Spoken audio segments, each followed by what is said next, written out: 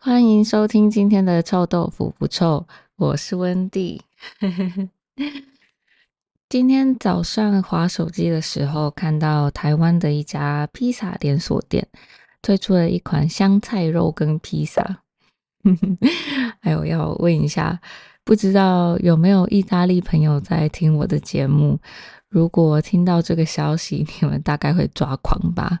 现在这边跟你们说声抱歉。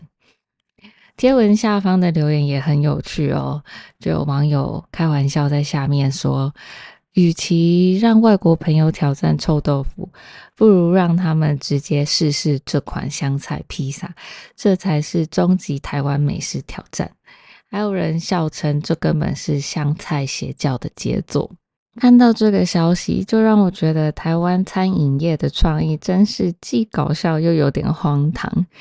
想到香菜在美食界引发的各种争议，我就忍不住想问问大家：你们喜欢吃香菜吗？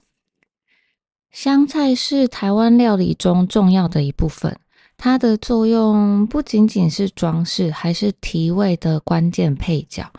在台湾的经典小吃中，像是牛肉面、大肠面线、卤肉饭、肉圆，或是春卷、冰淇淋等，这些美食常常搭配香菜来提味哦。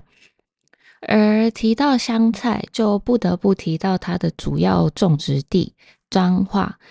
由于当地小吃需求量大，彰化就成为了台湾香菜的主要供应地。或许你会好奇，那为什么以小吃闻名的台南没有盛产香菜呢？这是因为香菜不适合生长在过于炎热的环境，尤其是台湾南部，夏天气温随随便便就超过35度，这其实对香菜的生长来说非常的不友善。台湾对香菜的需求一年四季都很高，然而夏天高温多雨，导致香菜的产量大幅减少。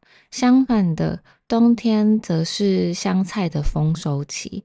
虽然冬天的产量高，但是由于香菜保存不容易，很容易烂掉。当地的农民为了避免浪费冬天盛产的香菜，研发了各种香菜的加工食品，像是香菜粉、香菜面、香菜水饺和香菜抓饼等等。香菜粉甚至还被用来做成香菜拿铁、香菜千层蛋糕等创意食品哦。说到这里，讨厌香菜的人可能很难想象吧。而且不仅是台湾，许多亚洲国家，像是泰国、越南、印度，甚至在南美洲的墨西哥料理中，香菜也被广泛使用。可见这株草本植物在世界各地的饮食文化中都有着不可忽视的地位与作用。虽然说完香菜在美食中的重要角色，但是不喜欢香菜的人，我想可能还是无法理解为什么有人会愿意把它加入料理吧。一般来说，不喜欢香菜的人会觉得香菜吃起来有一股肥皂味。根据科学期刊《Nature》在2012年刊登的研究调查发现，原来不喜欢香菜的味道也和基因有关。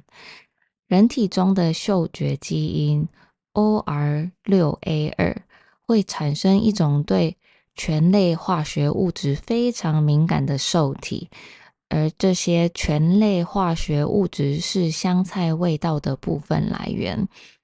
也就是因为这样，使得每个人对香菜的味道感受不同。研究更进一步指出，根据不同人种的受试者调查结果中，21%的东亚受试者、17%的欧洲受试者和14%的非裔受试者都不喜欢香菜。相比之下，来自南亚、拉丁美洲和中东的受试者中，只有3%至7%的人不喜欢香菜。这可能就和香菜在这些地区的传统饮食中较为常见有关。听到这个研究结果，也就不会惊讶，为什么其实在台湾有不少人排斥香菜的味道，会在点餐的时候特别说：“老板，麻烦不要加香菜哦。”所以啊，如果你计划来台湾旅行，又刚好不喜欢香菜，这句话一定要学起来，在关键时刻可能会救你一命哦。大家有记起来吗？我们再复习一次。老板，麻烦不要加香菜哦。这样大家有记住了吗？大家知道吗？不要加香菜这句话，不但是旅行中的实用表达，还因为今年热播的韩剧《泪之女王》中的台词爆红，成为了迷因，席卷整个网路。在剧中，女主角的弟弟不得不假扮成中国人，情急之下，他只好用他仅会的几句中文应付，其中2句就是“老板不要加香菜”和“请把香菜从我的菜中取走”。这个场景幽默地反映了韩国人对香菜的厌恶，也引发了台湾观众的共鸣与笑声。那集播出后，在台湾的网络上也掀起一番讨论呢。不仅如此，对香菜的厌恶不只局限于韩国或台湾哦。来自澳洲的 Jake Bailey 更因为实在太讨厌香菜了，他在2013年创立了一个名为 I Hate Coriander， 也就是我讨厌香菜的脸书社群。这个社群聚集了数万名讨厌香菜的香菜黑粉。黑粉就是 haters 或者是 anti-fans， 这个词在中文里指的是那些强烈不喜欢某个人、物品或现象，并且常常表现出批评或嘲讽态度的人群。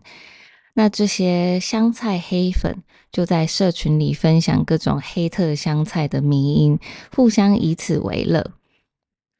这个社群甚至将每年的2月24日定为国际讨厌香菜日，让全球对香菜的讨论变得更加热烈。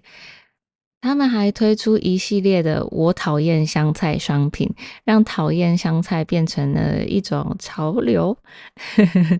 说到这里，那我们回归开头提到的问题，你们喜欢吃香菜吗？